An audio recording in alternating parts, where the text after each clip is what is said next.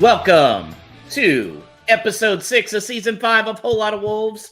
We're your hosts. I'm Joshua Buckley. I'm Paul LePage. Back in New York City, our great producer, Mr. Alex Patakis. Hey, guys. And on the socials in Baltimore, it is Danny Paletti. Hey. And joining us once again, one of our favorite guests from Minnesota Wolves, it is Todd Dewitt. Todd, how's it going? Good. How are y'all? Good. Well, let's get into it. It was an interesting game. You know, started out, looked like Wolves were going to get a clean sheet, maybe 3 points against Newcastle, looking good, until it didn't. Kind of unfortunate deflection off Dawson led to the first goal, and then a screamer by Harvey Barnes turned into a loss. Paul, do you think it was just Wolves' bad luck, or is there a deeper problem here? I think it's a little bit of both. I think the most disappointing element for me is twofold, in that we still don't look like a team that can take a lead and then build on it.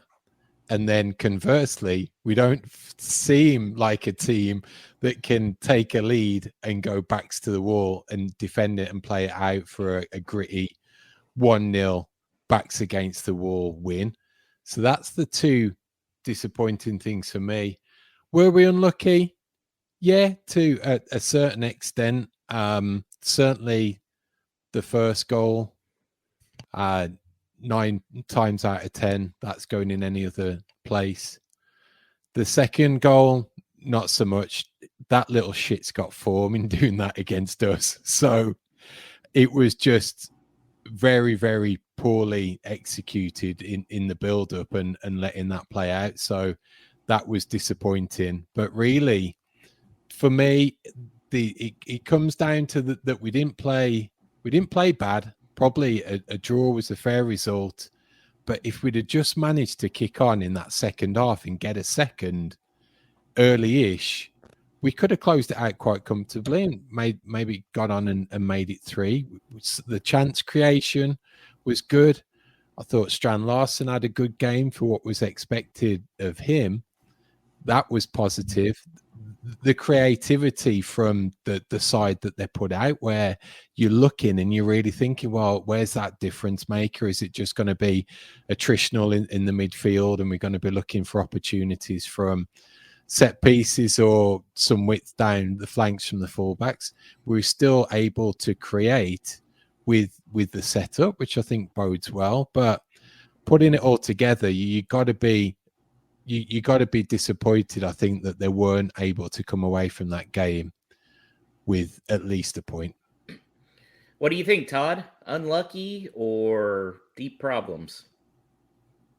I think pretty close to what Paul said. I think you can see things are starting to click, but we may have a few players on our squad that don't fit the system as well, or maybe past their prime. I love Doc, but man, to not fully track his runner for that second goal, that was a little rough. Yeah.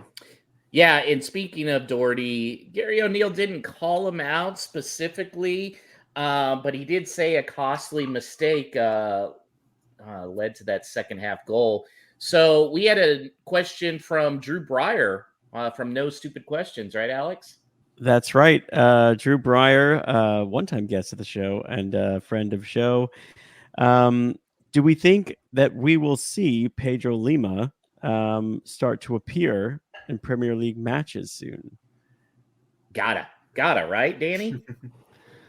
I want to say yes. The fact that he's been, left out of the squad in the past and seems pretty far from Gary O'Neill's thoughts, at least for Premier League minutes. I'm not certain that I'm hopeful that it's going to happen, but I think that the midweek game might force Gary O'Neill's hand to a certain extent. So I wouldn't be surprised to see him this week at some point.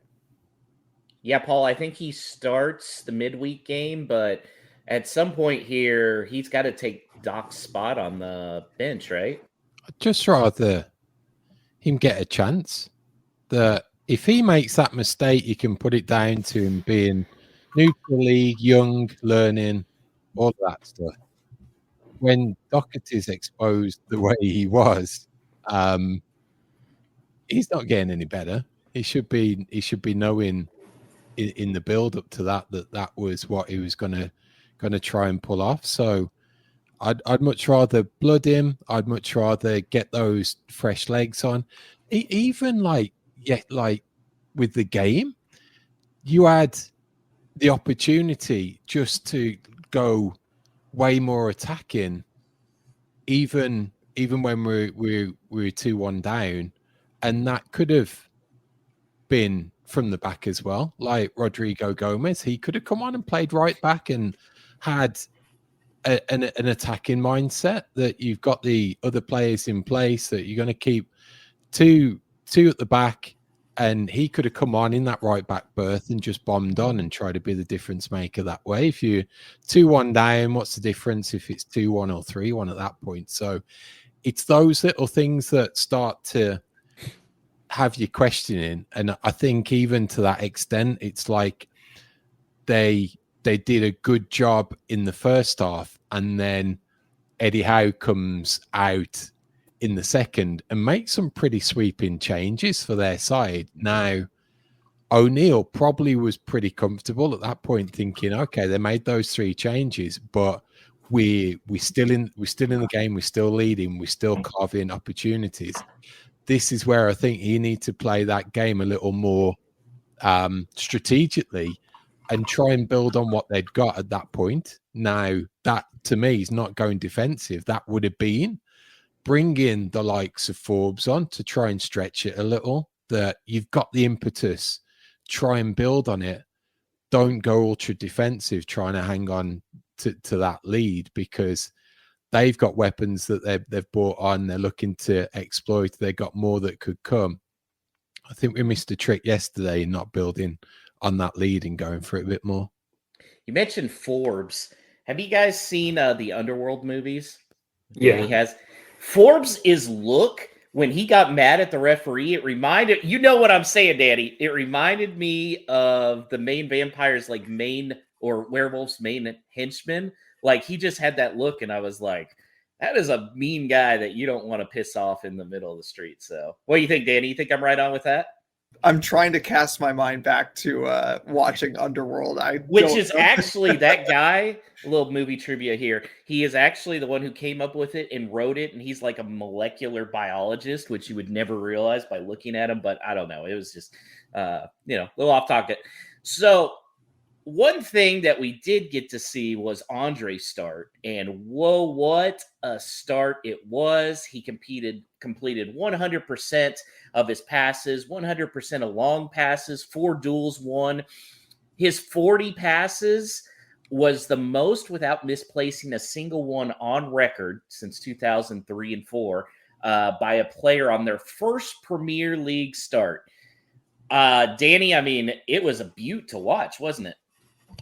Yeah. I don't know. I was so impressed throughout the game. I think that he grew into it too. At the beginning, I think he was, understandably playing a little bit safe, but by the end I was, just so happy with that signing. I think he's going to be so important for how Gary O'Neill probably wants to play this year. I know that Gary O'Neill sort of has said that he's willing to compromise a bit based on our, the players that we did or did not bring in. But I think in terms of how Gary O'Neill probably wants to set up either in the future or now, I think he's going to be so important. Him alongside with Trent Larson and his ability to hold the ball up, and we saw that happening for the goal as well. Based on that, I know it's a full game. Totally outlandish take based on what 70-ish, 75 minutes of football. I know where you're going, and you are correct, sir. I am going to go all out and say, just based on that sample size, he's going to be our most expensive departure. Oh, wow. Oh, I was going to say he's already our best player. Yeah, well, talent-wise, I think talent-wise, he's our most talented player already on. One goes into the other there. Mm-hmm. hopefully, like Mike says, it'll make us a healthy profit. But I'd like to keep him longer than the summer. Yeah. Oof. Yeah, he's spectacular. I was really impressed. I mean, his long passes were falling right at the feet of Semedo. I mean, precision. And Todd, I don't think it's a coincidence that when he came off, that second goal by Harvey Barnes happened. Do you think that was why? Does that goal happen if Andre is still on the field? No, I think that goal doesn't happen. I also don't think that goal happens if Semedo's still on the pitch. I really liked him. It was very clear when those two players came off that we lost a bit of quality in defense. Yeah, it was there. Both of those players were two that I really enjoyed watching. Andre a little bit more because this is the first time we really get to see him shine under the spotlight. And I think he stood up and announced his presence. And I think Semedo just once again showed us how important he is to our team. I think he was one who grew into it though, because he was coming up against Gordon, who's arguably a starter for England now, and struggled for the first bit, but he was one that gradually got into it. He had his moments. I think he got beat in the second half again, and Mosquera came in for a block. But you're right in that Semedo is probably best on those one-on-one situations as much as possible, where he's in tight and he's hard to get around. And I think you're right that if he's on the pitch, then it's a different story with that build-up for sure. Yeah, I think Andre offered a real calming presence too. And Alex, I know you got the Andre kit. Is that what you're wearing right now? It is actually, yes. All For the right, viewers all on right. the YouTube, this is just arrived today, which prior to the show, we'll let you in behind the curtain. Paul and I were talking about maybe the most improved part of Wolves as a club is their actual shipping time when you order from the store, because there's a drastic difference from this year to previous years. So that's very true. That's very true. Did you feel like you could see Hobbs and O'Neill's vision with Andre in there as far as how they're going to structure the formation? I did. Yeah, I think so. I mean, look, it's weird to say after they surrendered 2 goals, but Wolves were very comfortable in that second half. I mean, they really were. If Semedo doesn't come off the field, or maybe if Lima comes in for Doherty instead, and you don't allow Harvey Barnes, an inverted winger, to cut in on his right foot, which is obviously what he's going to want to do, we're at least talking about getting a draw out of this. So I felt like, yeah, you kind of expected there to be a push from Newcastle, but until the substitutions were made, I don't think that would have happened. Like, I think we looked more comfortable in the second half than we did in the first half, and Andre was a huge part of that. We really controlled the pace of play. We're a really hard midfield to play against, and we just fell apart at the end. Really, that's unfortunately how it went. Paul, Lamina started out kind of more on the right side. He gradually came inside and scored the goal, was really bombing ahead, playing box to box. Do you like the way he was being used by O'Neill?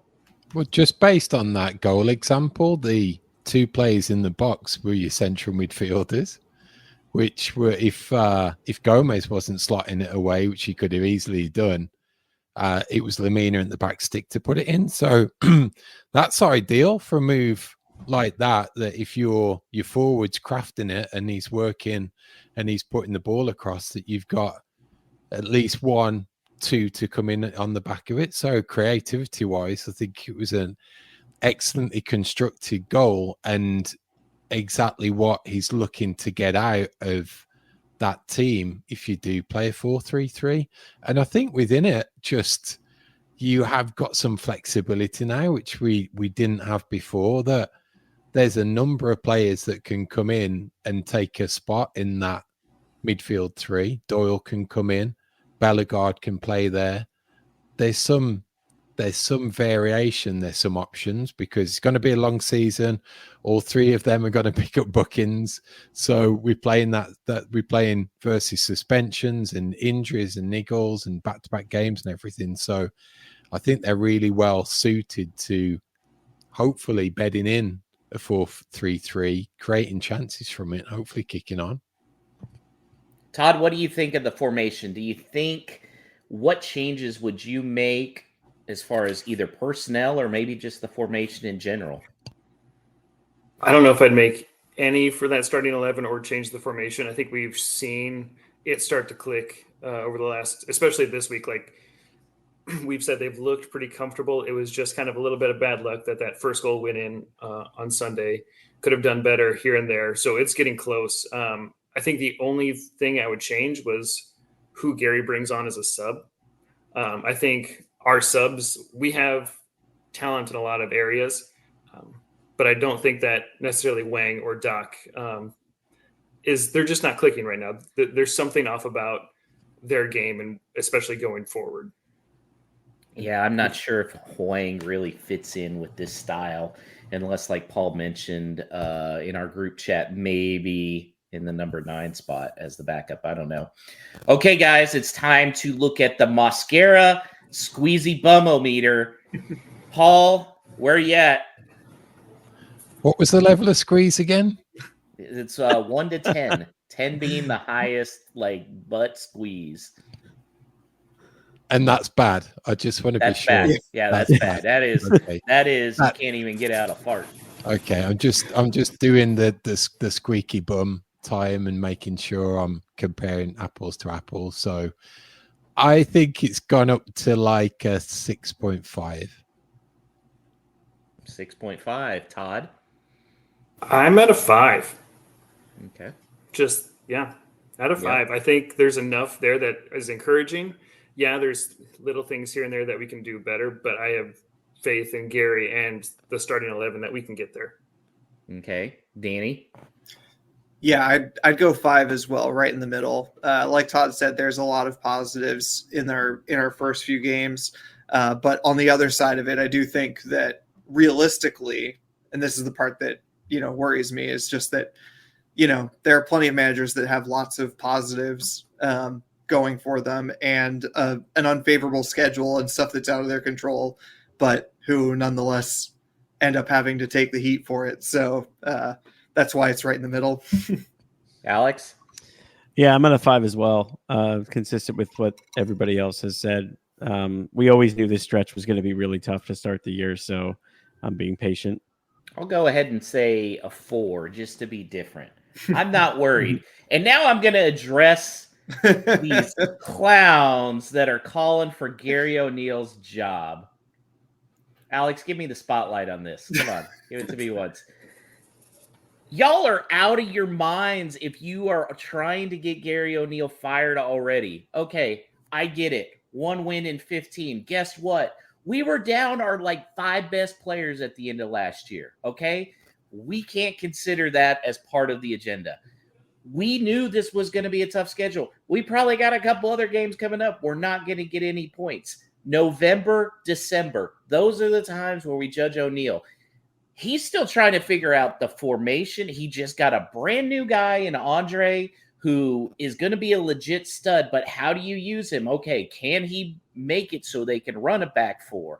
Okay, now you're trying to figure out all the pieces. We just got a lot in the transfer window, guys. I know there are disappointed people, but there were a lot of incomings. We've got a lot of talent on this team. Let it gel.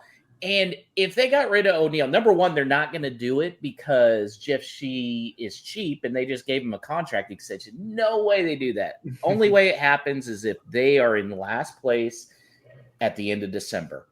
Then we can talk about that. But no, you got to give him the chance. He hasn't changed. It's not like that Newcastle loss was on him, okay? He didn't have Nick Pope flying out of nowhere to knock Cunha's for sure goal in. He didn't knock the header in on the deflection like Dawson. Come on, guys. Nobody else is going to come in and be this magic manager that saves us, okay? Just patience. Paul, what are your thoughts? Largely agree. It's just the issues of the seeing the same thing, and I'm probably going to go back to that Coventry game. That if you can't close that Coventry game out as the Premier League team when you've got a semi-final at stake, it's these little things that are starting to plant a few seeds of doubt in my mind. And yesterday's was similar in that has he got the real tactical nous? And it could be that again, he's still young, he's still a developing coach, developing manager, coming up against certainly more experienced coaches in the opposition dugout largely again each week. So it would be, it's silly to get caught up in any real discussion about pros and cons of getting rid of him. Schedule wise, I think back about was it the second season and we're going into Europe, and I think we didn't win for the first 7. We picked up a few points here and there for draws, but didn't look entirely fluid at the start of that season, and that one turned out pretty positively. It's like with anything, we just need that win. We needed that win last season against Manchester City when similar things were being said at that point in the season, and that turned us around fantastically. It could easily come on Saturday, a place that many of us probably aren't expecting it to. It could. So I'm okay as it is. I will say that Coventry game, I know you're using that as the tactics. Because of injuries, we had to start Nathan Frazier at the number 9. Yeah, it's not about starting though, it's how you finish. Yeah. But I mean, just as far as that bench was so weak. They had so many people. And I know that was a frustrating one. We had a clear path, but again, God, we are so injured. Danny? Yeah, I just wanted to add a little on to what Paul said. I largely agree. And I think anybody who follows me on social media knows I'm largely in support of Gary O'Neill. I think he's the right person to sort of keep this group together. The credit that he has in the bank is largely due to how well he worked with the group and clearly inspired them to become better than the sum of their parts. But I think something I think about a lot is that this season is a big test for Gary O'Neill. This is his first time with a real preseason, his first time where he's been able to have a say in shaping the squad. He may not have gotten everything that he wants in the summer window, but what manager does? And I just think that even if the schedule is unkind to him, I personally am kind of okay with seeing him learn on the job, I suppose. But to Paul's point, you want to see actual improvement in that regard. And so, a lot of the substitutions that we've seen have felt very safe, and not necessarily in the sense of like protecting a lead or playing ultra defensive, but just safe in the sense of like, well, Doherty's been there before. And at least with him, like maybe his experience will get us through this, as opposed to, rolling the dice a little bit and finding some players who can actually make a big difference in those final, 30 minutes or 20 minutes or whatever. And the other thing that we want to see this season is him improving players, because I think that's something that we saw last year that we thought he was very good at, was improving players. And there's still so much room to grow in that regard. So, if we start seeing, Pedro Lima start to get minutes and more minutes, and he's getting better as a player, and Rodrigo Gomez gets more minutes, and, maybe even Andre, starts to evolve and fit in the Premier League even better. Those would be good signs to me, even if through this bad stretch, we're still not picking up as many points as we'd like. So, pressure is on Gary O'Neill, no question, even if it's premature to talk about him being sacked or whatever. It's huge pressure. It's his team now in a lot of ways, and he has got to get down to work, and I'm sure he knows that. Todd, real quick, are you are you sticking with Gary O'Neill? For right now.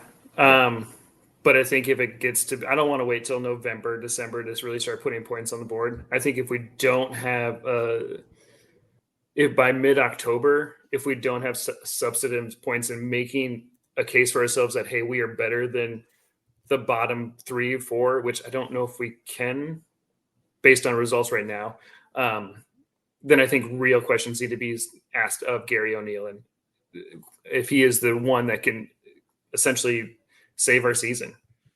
Okay, so you want points, right? The next game's Aston Villa, Liverpool, Brentford, Man City. Yeah, absolutely. I want points. I just want his after the match comments of him being pretty kind of flattering towards Newcastle and saying they're a better team, they're above us. I wanted him to say something to the fact of they're a big team, but we didn't fear them. They just played a little bit better. And I wanted him to give out a rallying cry, not just be they should be better than us. Yeah. I thought Wolves looked slow early, but I really felt like late in that first half, early in the second half, I was like, this is the Wolves I like, the scrappy bunch and everything. So it was disappointing. All right, guys, we have 2 matches this week. The first one is the Carabao Cup, Brighton versus Wolves. It's Wednesday, 2:45 Eastern time. Paul, what are you looking for? An exact repeat of the first game against Burnley in terms of personnel and ideally the scoreline. Rotate the squad, get those players that we talked about getting some minutes, getting accustomed, getting acclimated, see the ball hit the back of the net, pick up a win and move on. Alex, how many changes to the starting 11? I assume Saul will be in for this one. Yeah, I would think Saul would play. That's one. I think Lima. I would say you could kind of pencil in at least 6. I think Doyle would get a start for sure. I think Rodrigo Gomez would get a start. It's easy to think about players who would come in, who they replace. Uncertain. Andre will get a much needed rest. That guy has he's like the only guy who could ever qualify for Diamond Medallion and Sky Miles because he's literally flying from Brazil to England nonstop. So he'll get a rest. I could see Hwang coming into the starting 11 as well. And I would like to see Forbes. Just let him run at some people. Who cares? Like we lose. He looked great in the couple of minutes towards the end. Maybe not great, but it looked lively. So go for it. Todd, what about you? Same formation? Yeah, same formation. I know Gary said he'd probably make wholesale changes for this cup game. But I think you got to keep to as close to starting 11 as you can, especially since you said we've had a bunch of new players come in. This is a perfect opportunity to throw out just extra minutes. I just don't want to draw. That's all I want. I don't want to draw. Well, in the case of a draw, it would go straight to PKs, right? Am I right with that? Oh, fun stuff. All right, guys, let's look at the prediction standings. Alex, you got 5 points. You bastard. You were the only one to get points. You should really feel ashamed of yourself for those Newcastle points. Is it bad that I was rooting for a third goal at the end just to be right? Yes, that's really bad. Yeah. That's really bad. Okay, well, he's got 5. Danny with 4. Me, Paul, and the guest with 1 spot. So, Todd, being the guest, we will let you go first. What are you thinking for this Brighton match? Oof. I think it'll be 2-1 Brighton. 2-1 Brighton. Danny?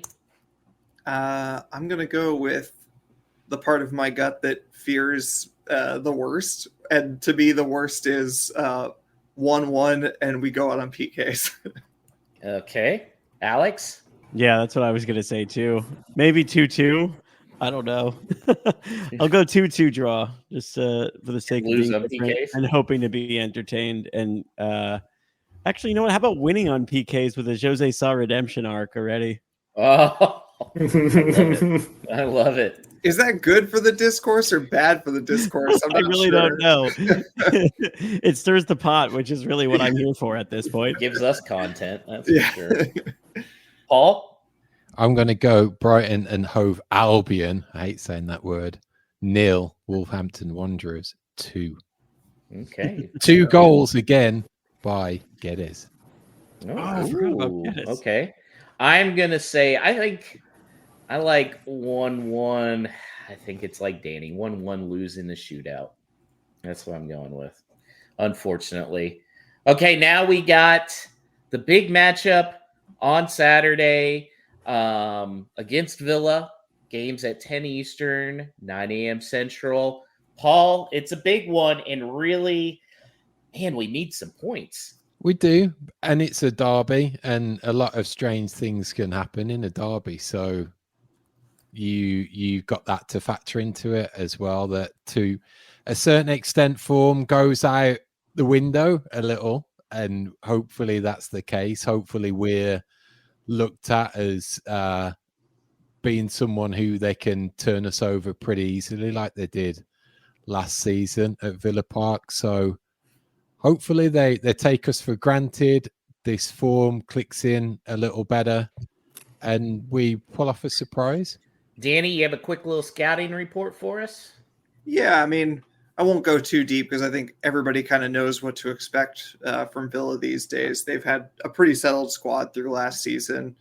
But it should be worth noting that they play their first Champions League game this Tuesday. So that would be tomorrow as we're recording, but maybe today as you're listening to it.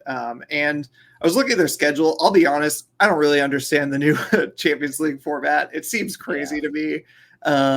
But it just seems like even though this is one of their easier games, so they're playing BSC Young Boys from the Swiss League. They have a bunch of tough ones also, and I have no idea what number of games they need to win in order to feel comfortable with their place on the Champions League table or whatever. But it makes me think that they might need to use some starters in that just to make sure, because even if it's one of the weaker teams in the Champions League, it's still a Champions League team. So anyway, that'd be something interesting to look out for on Tuesday, is just to see who of their main people actually start in that game. So, I mean, we obviously know a lot of the danger men, Watkins, of course, Ramsey, McGinn, Tielemans, and Onana in midfield. Emi Buendia made his return in their win over Everton coming off the bench. And obviously John Duran came off the bench to score the winner. So those are the obvious ones. And one thing I was thinking about is that, Luca Digne has been playing left back for them. A little bit surprising, I suppose. And I think he's been playing well, but he's also a player who kind of goes hot and cold. And it'd be interesting to see if we do something to put pressure on him, the way that Strand Larson was sort of out on the right for our goal, or even like bringing in someone like Carlos Forbes who can kind of run at him and put pressure on him. That'd be something interesting to see. Todd, how do Wolves stop Ollie Watkins? Dawson and Mosquera. I like that pairing. That's it. Okay. I think they have shown that Mosquera, while he's young to this league, I think he's going to play a big part into stopping that attack. And I think with Dawson alongside of him, it'll be solid. What do you think, Alex? Based on the lineup from this last Saturday, any changes heading into the Villa game? I would say, well, I guess the health of Aït-Nouri looms large, so that could be one enforced. If he's healthy, then certainly he would remain in the first team if I had it my way, even if some would argue that maybe Totti could play. I mean, I think the midfield three have to remain the same. Yeah, I would almost say no changes for me. I think Dawson has been a little bit of a stabilizer. I mean, he's made a difference. It's funny that we think that the old guy, the balding old man, is like the one who probably wouldn't be able to play in the back four. But honestly, he's him and Mosquera seem the two that seem more up for it than anybody else. So I agree. I seem to remember somebody laughing at my over/under line that I set for Craig Dawson a few weeks ago. Well, I think it's going to hit the over. Yeah, I think you're right. Yep. Okay, let's talk predictions. Todd, what you got? 2-1 Wolves. Ooh, I like it. Okay, Danny? I'm still feeling very pessimistic. I don't know why. I'm going to say 1-0 Villa. It's going to be even for a long time, and that one goal is really going to bother me. Ugh. Alex? I'm going to say 1-1. We get a result. Reasons that Danny stated. They do have a Champions League match. We're going to play a fully rotated squad. I know we play midweek too. And how quickly can you recover from a trip to the Wankdorf? Did you know that Young Boys Stadium is called the Wankdorf? How incredible is that? That's just for you, Josh, because I feel like there's no way you knew that. And you would definitely get the biggest kick out of it. Oh, my God. What is the most pedophile organization that could sponsor that team? Young Boys, Wankdorf. Like, what else do you need? Oh, Jesus. Brought to you by the Epstein Foundation. Oh my God, Josh. Paul? I think in that typical cliche of a local derby, I've got to go with Alex. I'd take that 1-1. I'd probably snap your hand off for it right now. I'm going to say 2-2 with Wolves coming back with 2 goals in the second half to pull the draw. It'll be a thriller. That's what I think. And I'd be happy with the draw as well. Won't get lucky with that third one like Ruben Neves a few years ago. No Stupid Questions is presented by Esfuerzo Wines. Located just north of Santa Barbara, California, Esfuerzo Wines showcases passion and 3 generations of winemaking in every bottle. So whether you're celebrating a Wolves victory or winding down after a day at work, let Esfuerzo Wines transport you to the heart of California's wine country with every sip. For a limited time, head to esfuerzowines.com and use the promo code WOLVES for a 15% discount on your wine purchases. This message is intended for those of legal drinking age. Do not drink and drive. Excessive alcohol consumption may be harmful to your health. If you or someone you know is struggling with alcohol abuse, please seek help. Esfuerzo Wines reminds you to enjoy their products responsibly and in moderation. All right, our favorite part of the show, listener questions, and they come each week via X at WLW Pod is where you could submit them. Danny is monitoring that at all times. Hello at wholelotofwolves.com is our show's email address, and we have got quite a question from our friend Stu from the Wolves fan cast who X'd us. So this question is so good that I think we're going to devote the entire segment to it today because it just necessitates it. So Stu asks, the Wolves atmosphere that a lot of you fell in love with the early Fosun days has now gone. Molyneux is now a commercial shell of it was 4 years ago. Do you think that the club as it is right now would entice you as a new fan like the pre-COVID one did? So Josh, I guess we'll start with you. Yeah, because I feel like this is mostly targeted at like me and you and a lot of others that we met in Annapolis and Fort Lauderdale. It's a great question. I still like the badge. I still like the kits. I do think, and this has nothing to do with Fosun, I love the team we have. I love the players, but there's not really that one guy that stands out that you're like, yes, that's an exciting guy. Now, Andre is going to be really good. I think if you're a soccer fan, you really love his technical ability, but he's not somebody that really just kind of stands out like Adama does. So I think that plays into it. Again, the corporate shell, we're used to that in America. Like it's not really much new. I mean, I went to the Houston Texans Bears game last night. Everything is as a sponsor, I mean, even the extra points were sponsored by some marketing company, which my wife was like, well, they got their money's worth today. Yeah, I do think they need to do a little better job catering to Americans still, because COVID as well. One thing that they had with that was they were like the only show in town, the EPL, so that helped bring in people. I'd like to say I would still pick Wolves. I don't know though. I don't. I'd like to say I would. Todd, you're shaking your head. Yeah, absolutely. I love Wolves. I don't think Wolves as an organization needs to cater to Americans any more than they have. I fell in love with this club because I agree with that. Because it represented that local community there. I fell in love with this club because we weren't a flashy team, but that I felt the Mick McCarthy team that I started watching, they were the underdogs. They gave me a story of something to cheer for. They went to Man United and won. They weren't the best, but they didn't fear anyone. And I think that's why Nuno was also so great, is because we scalped a lot of big teams. You can look at the Liverpool results. You can look at just making it into Europe. Like, they gave us Nuno and that team, Mick McCarthy and that team gave us something to rally behind. We weren't a big flashy club. We were the local boys that were giving it to the big six and even beyond. with this new corporate shell and this new ticketing scheme, I wouldn't fall in love with this.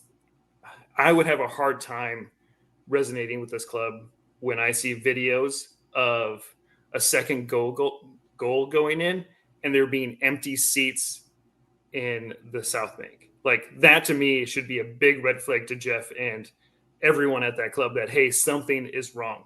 Like, we should not have empty seats at a home game. I think that club, since it's not a touristy destination, they need the community behind it, filling those seats, singing the songs, like getting behind that team. And what Jeff and the club have done, have taken some of the heart and soul out of that team and out of that community.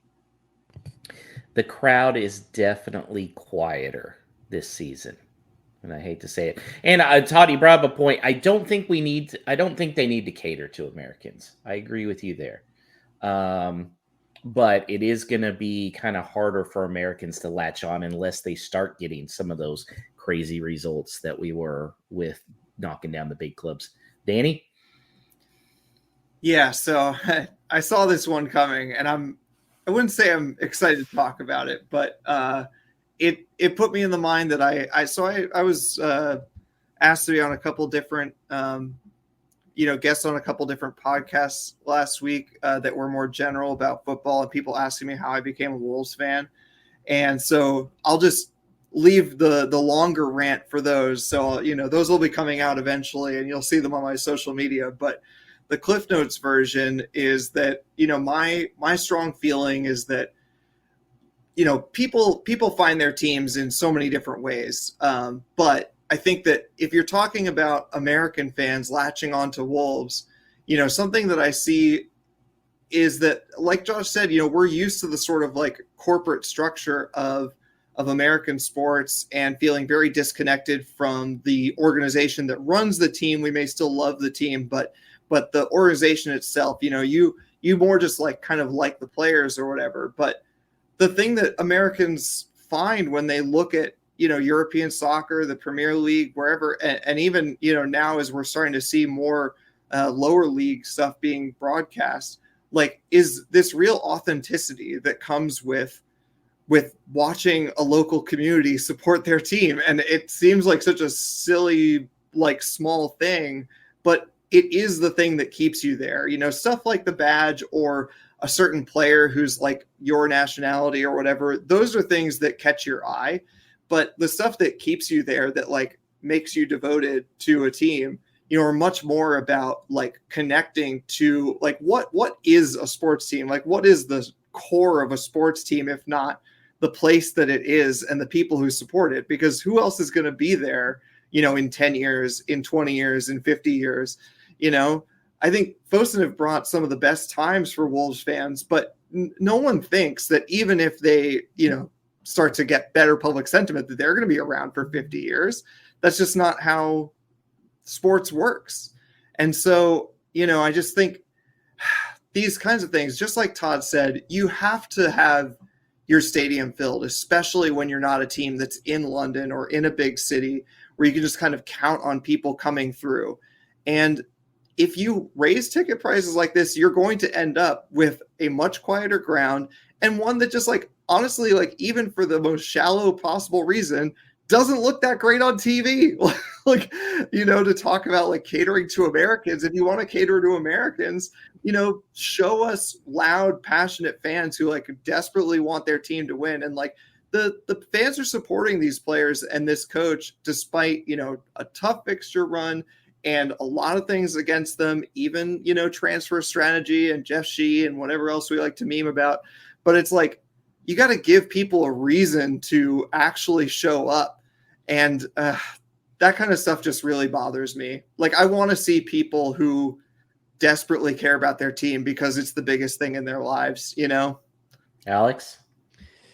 Yeah, I agree. I mean, I think I'm a little bit ashamed to admit it myself. And when I saw that Stu tweeted this question in, I even responded and said, like, I don't know that I really want to answer it on the pod, but it is kind of geared towards people like us, right? So I think that, I do a weird thing, especially, in my recent, I would say last 6-7 years obsession with European football, where I just go down these ridiculous rabbit holes researching every single thing about a club, right? And Wolves tick so many boxes. They caught my eye when watching them because they had players like Adama and Ruben Neves and players that were exciting to watch.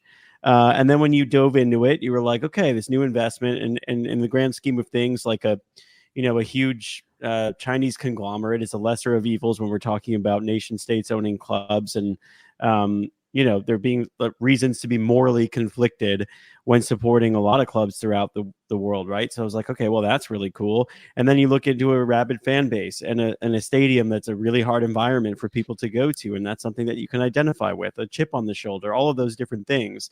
But I would be fooling myself if I said that part of the appeal to Wolves was that they were clearly on the ascent. And I felt like that if I'm just going to be like deep diving into this, I was getting in at a time that felt like it was a really good time to be a Wolves fan. And I think you have to look no further than the comments from Jeff Shee when you ask yourself, what do I value in supporting a team? And it's not even that I need them to win a trophy. They're not going to do that anytime soon. It's that I need the illusion that you're trying. And I think that I'm already too deep, so like there's no going back now. But if I, did my deep dive, let's say I just turned on the Premier League for the first time ever yesterday, and then I started researching things about the club, and I stumbled upon that article, that Express and Star interview or whatever it was, letter that he posted, I would read that and I would say, next, No, this thanks. guy's a freaking chump. Like, are you kidding me? Like, who the hell would want to sign up to support that? And that's really hard to overcome. So I'm thankful in a lot of ways that I fell in love with Wolves when I did, because I do think there's going to be better days. And I really do still believe, whether he's insulted at being asked this or not, that there's going to be days not that far from now that Jeff Shee is not the person that we have to bitch about on this podcast. But for right now, we kind of have to endure. And deal with what feels like a very flat Molyneux, which is really sad to say, but more than anything, it's more sad for people like Stu and the people who spend their hard-earned dollars to go there every single week, because it's part of their identity and it's part of the fabric of that city. So easy for me to say on my couch when I'm, just turning on Peacock at 10 in the morning or whatever. It matters more for them, and that makes me sad a little bit. I will say, picking Wolves has been one of the best decisions I've made in sports fandom. And it's not just because of the success or lack thereof sometimes on the pitch. It's really the fans. I think our community is really special. The U.S. Wolves community is awesome. We've gotten to know a lot of the guys overseas and everything. It's a fun group to be a part of, because you're not like this huge thing. Like, everybody is. It almost feels like we're extended family that hate each other sometimes. But I still love being a Wolves fan, and I'm not sorry I made that decision. And like Alex, I'm kind of glad that I got on the train when I did. It's been a lot of fun, and I'm still on it, even though my boy right there, Adama, is not with it. That's okay. I still love the club. There's still a lot of exciting players. Paul, do you have anything to add to this? I know you didn't really have a choice. Yeah, but I go back just the whole like workman, like blue collar culture, and a lot to what Todd said about the team on the pitch should be a reflection of the folk in the stand, and vice versa. And the team would take so much from that rabid, vibrant fan base. And just I'm thinking back now to like that Man United semi-final. You could see the camera shake with the goals. You could hear it. It was palpable. Thousands of miles away, you felt like you were in that ground, and that was solely thanks to the 30,000+ that were in there. Now, contrast that to Sunday, night and day. And what really pisses me off is that she won't care. She's looking. He was probably spent the second half counting the empty seats and then looking up in that quadrant and thinking, oh, I could have fit another 2,000 Geordies in there. She'd actually have that whole section taken up. You could easily have in the Premier League 5,000 capacity away fans at every home game. And that's what I'm worried about, that he'd do it. He'd be counting those empty seats up and thinking, okay, I've still got a ways to go because I've still got capacity to fill, and it can be from the away fans, and there'd be 5,000 every game, and turning it into even more of a home game for the away team than it was yesterday. It certainly came across. So I can't see anything out of this commercialization unless they go away, and even then it comes down to, well, who buys them? They're really looking into the economics of the area, of the customer base, of that core support, because it should be like any business should look at that on Sunday and think, well, I haven't sold my capacity, and my price is too high. Can I bring in some flexible pricing that, okay, if we've got a big game and we're expecting a sellout, then they're set at this price. But for all the others, if they're up to a point, then start them low, and as it gets closer, then you can raise them if it looks like it's going to be a sellout. There's so many ways of flexibility around that capacity that they could make the most of. And it got derided a little bit, but even put in purchase plans out there. I think one of them was you could buy tickets for 3 of the games in a little package. That I quite like, that it gives the opportunity for those people that a season ticket may not be feasible, it may not be affordable, but at least throw them a bone. So they should be doing much more stuff like that instead of what feels like a middle finger to the whole fan base, that you've excluded that core support. The folk that are coming in on, talk about overseas fans as much as you want. Are those plastics that have only ridden on the bandwagon the past 3 or 4 years, are they going to be coming? No, arguably not, if this goes tits up. So it just feels like right at the moment that the fans are squarely getting the middle finger from Jeff Shee and co, that he doesn't care, they don't care, and we're stuck, and that's what's most frustrating about it. And that's what probably pisses me off a little about the performances as well. And it's like I don't know, just a downward stream, because it is a lot better when the team's winning and you're scoring goals. And right. Does that bring a couple of thousand back if you're not on a 15 game losing streak or whatever it is? So there's peaks and valleys, but at the moment it's not looking good.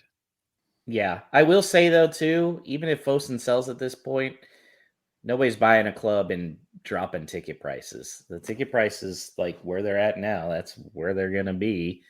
That's as low as it's going to go. So it's weird. I mean, look, I went to a football game last night. I was in the upper deck for $300 a seat. It's, it sucks. It sucks. It does. All right. Well, thanks to Stu for submitting that question, and to everyone for submitting your questions as well. We'll hit them. We'll continue to take questions from everybody, but we did feel that we needed to go a little bit more in depth on this. So, that will conclude this week's edition of No Stupid Questions, brought to you by our friends at esfuerzowines.com. As you see on the ticker there, if you're one of our viewers on the YouTube channel at A Whole Lot of Wolves, esfuerzowines.com. Use the promo code Wolves, get a 15% discount on your order. Believe me, the wine is good. The people there are great. It's a family business. It's really good. And I could also say with a degree of confidence, looking at the fixture schedule, you're going to need something to help you through the next couple months of watching Wolves. So head to esfuerzowines.com. Danny, There is Misery Loves Company, which is good because the Premier League Fan Fest is on Saturday in Chicago. What are some last minute details for people that can make it, unlike Todd? Yeah, that's right. If anybody wants to go out there and gamble on a famous victory at Villa Park to turn around our season, maybe a good time to decide to. But yeah, details are starting to come out. I won't spend too long because there's going to be stuff on social media that we'll put out as well. Keep an eye on our Twitter account, also the Wolves USA Facebook page. If you're in there, you'll start to see some stuff. But basically, some people had a little meeting this morning with some folks over at the club to just confirm some of the events. So, there's going to be a pre-fan event on Friday, the day before the match, around 3 p.m. That's at Fado Irish Pub. That's sort of going to be the base of everything. And then they're going to be, obviously everybody's going to come into the Fan Fest early in the morning like we did in Nashville. And then right after full time, they're going to head back to Fado Irish Pub. That's at 100 West Grand Avenue. And so there's going to be sort of events happening the whole time. So keep an eye on social media. And probably the big thing, the most exciting thing, the thing that's, making Todd wish that he hadn't made other plans for this weekend is that the club have told us that Jody Craddock is going to be there for the duration. So there'll be plenty of time to meet a club legend. There's going to be a Q&A at some point as well. So yeah, keep an eye on social media, see all the events that are happening. And big thing is to always, wear your Wolves colors, be like Todd, bring a different Wolves shirt for every meal. Mm-hmm. so that everyone can notice who you are, and also so the cameras pick up our big group. Todd, how can people get a hold of you? You can find me at Todd Dewitt on Twitter, Instagram. Come find us at Blackheart of St. Paul every match day. One of us will be there, whether it's a midweek fixture or not. One of the members of Minnesota Wolves is guaranteed to be at the Blackheart anytime you go there. But yeah, if you're going to FanFest, take all the pictures with Jody Craddock and then send them to me so I can truly feel like I'm missing out on something. That brings this week's show to an end. Thank you to Danny on the socials, Alex producing, and you, the dear listener or watcher. Thank you for your continued support. If that wasn't happening, then this show wouldn't exist. So we will be back this time next week to review everything that's happened in the Cup and at Villa Park. So if you're going around Chicago, or if you go into the Molyneux, you can look to your side, look past that spare seat to the fan opposite you and just say, "Up the mighty Wolves."